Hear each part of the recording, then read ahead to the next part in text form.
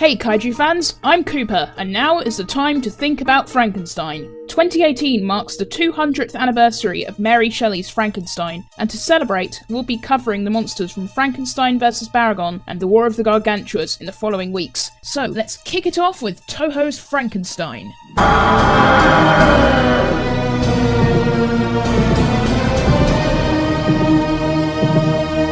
Victor Frankenstein and his monster have been adapted to film countless times, most famously by Universal in 1931. Toho's 1965 film Frankenstein vs. Baragon brought the monster into an entirely new genre, their famous kaiju eiga. After the atomic bomb which destroyed Hiroshima irradiated his immortal heart, it slowly regrew into a feral boy, and eventually a giant. Frankenstein became an outcast, blamed for the crimes of the underground dinosaur Baragon and hunted by the military. Ultimately, he confronted and killed the monster before a sudden fissure sent him plummeting into the Earth's depths, his fate unknown. Though referenced in the War of the Gargantuas as the ancestor of Sander, this incarnation of Frankenstein has not appeared in any media since then. Toho's Frankenstein is a rarity among the company's stable of creatures, being a more sympathetic character who is benign towards humans, as opposed to the typical destructive brute. Ishiro Honda, Eiji Tsuburaya, and Takeshi Kimura all took special care to express the tragedy and sorrow of the character. Frankenstein possesses a significant bond with the scientists who discovered him, and he actively avoids conflict with humanity as a whole.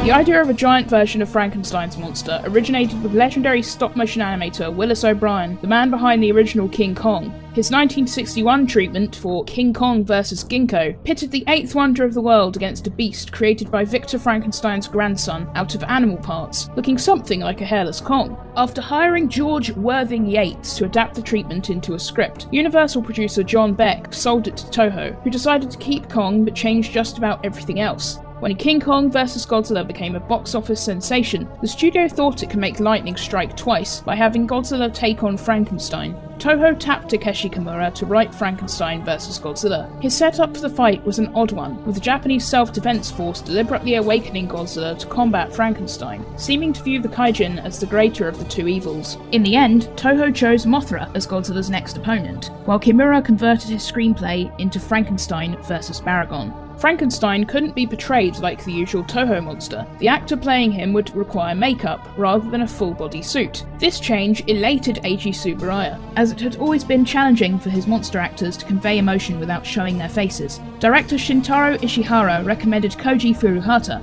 who had debuted in his segment of the 1962 anthology film Love at 20 for the part.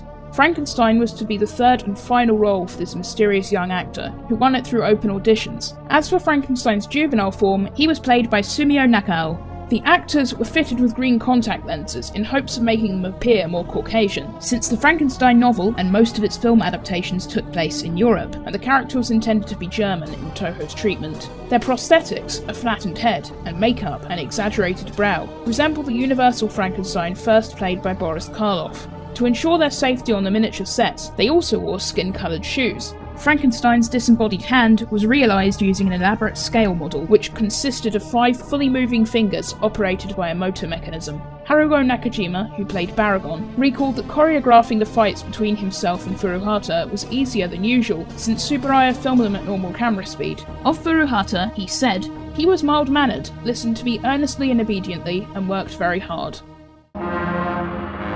Towards the end of World War II, Nazi soldiers confiscated Frankenstein's heart from the scientist studying it, Dr. Riesendorf. They transported the heart to Hiroshima in the hopes that Japanese scientists could use it to create an army of immortal soldiers. Before they could make any breakthroughs, however, an American bomber destroyed the city with an atomic bomb. 15 years later, the story of a boy eating animals and wandering the streets of the now rebuilt city reached Dr. Sueko Togami, an assistant to radiologist Dr. James Bowen. Soon after, they saw the boy fall victim to a hit and run, though he seemed unharmed, and Togami threw him a loaf of bread. After the police cornered him in a seaside cave, she was able to convince him to travel to their laboratory for study. Bowen was amazed to find that the boy had been exposed to radiation as an infant, yet exhibited no symptoms of radiation poisoning. With the help of the press, Dr. Bowen put out a plea for any information on the boy's parentage. Through a sailor on the submarine that brought the heart to Japan, as well as Dr. Riesendorf, they learned of his possible connection to Frankenstein's heart. Riesendorf added that if the boy regrew a severed arm or leg, it would prove that he was indeed Frankenstein.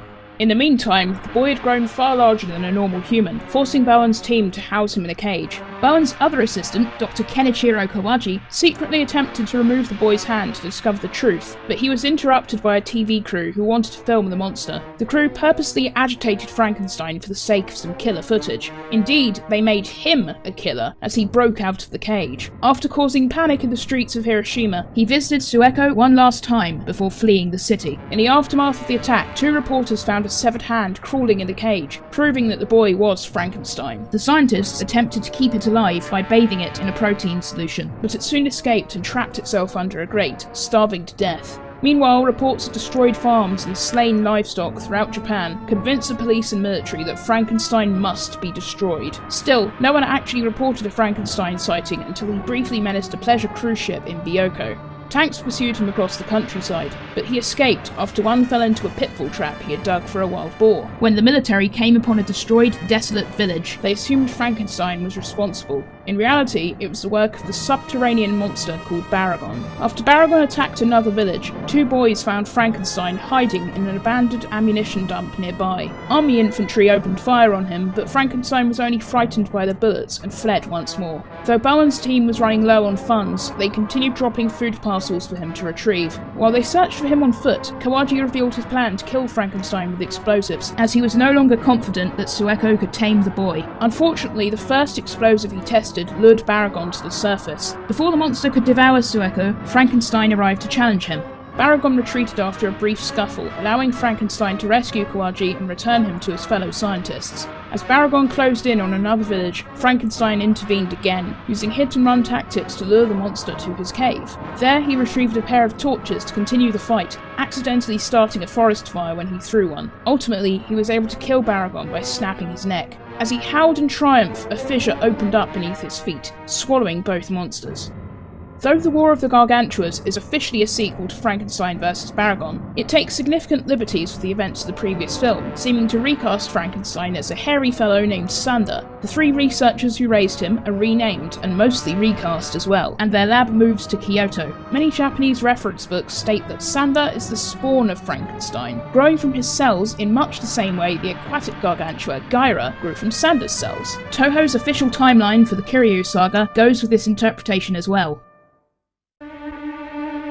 Frankenstein exhibited considerable strength, able to uproot trees, hurl massive boulders, and hold his own against Baragon in hand-to-hand combat. He displayed an impressive measure of durability, unaffected by machine gun fire or Baragon's flame breath, and shrugging off the monster's physical blows. This was supplemented by his incredible regenerative powers, which were virtually limitless as long as he had a source of protein. Aside from the radiation resistance he developed in the aftermath of the Hiroshima bombing, he was able to regrow his severed hand after a short period of time, and even regrew his entire body from just a heart after several years. In the manga adaptation by Asakazu Arikawa, this ability is even more dramatic. He instantly grows back his arms after ripping them off to escape his cage.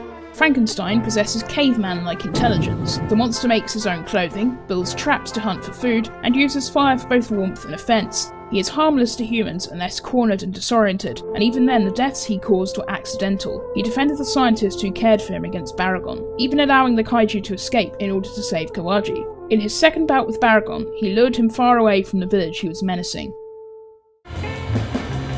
In 1963, Toho planned to include a human-sized Frankenstein's monster in a sequel to their 1960 film, The Human Vapor. Shinichi Sekizawa wrote the first and only draft, titled Frankenstein vs. the Human Vapor. In this telling, he's the minion of Dr. Gildor, a pupil of Dr. Frankenstein carrying on his experiments in Hong Kong. Mizuno, the Human Vapor, comes to them in the hopes that Gildor can resurrect his lover, Fujichiyo. Though Frankenstein is quite helpful, especially after Gildor dies in a shootout, Mizuno's volcanic temper brings them into conflict. As usual, the reason for the film's cancellation is unknown, but it may be related to the disappointing box office of Matango, which was the last human-sized monster movie Toho made in the 1960s.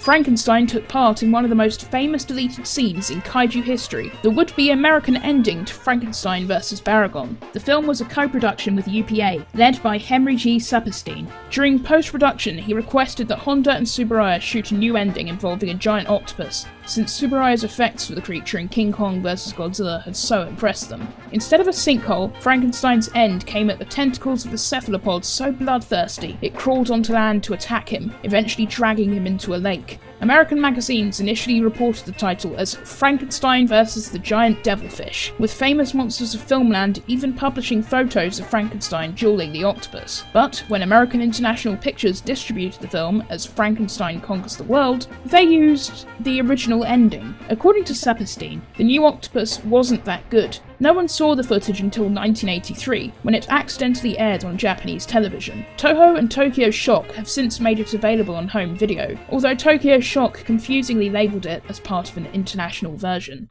Frankenstein Conquers the World does, however, include a number of unused and alternate shots from the scene where Frankenstein escapes from the laboratory. The Tokyo Shock DVD relegates these changes to the bonus features, as the company could only find a cropped version of the footage. Fortunately, they also appear in the German version, and the Anolis DVD adds them back into the film in their proper aspect ratio. The American dub of The War of the Gargantuas by Glenn Sound removed all references to Frankenstein, likely because Frankenstein Conquers the World had been released in the US 4 years ago by a different company. In the film's international dub, recorded in Hong Kong, Frankenstein's name remains in the script, including this gem. Frankenstein's ghost has apparently been eating some people.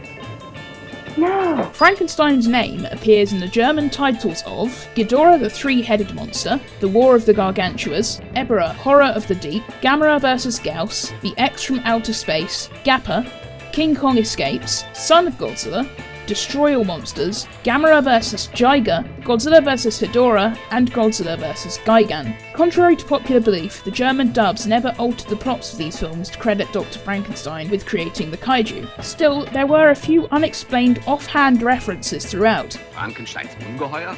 That's it for Toho's Frankenstein. Thanks for watching.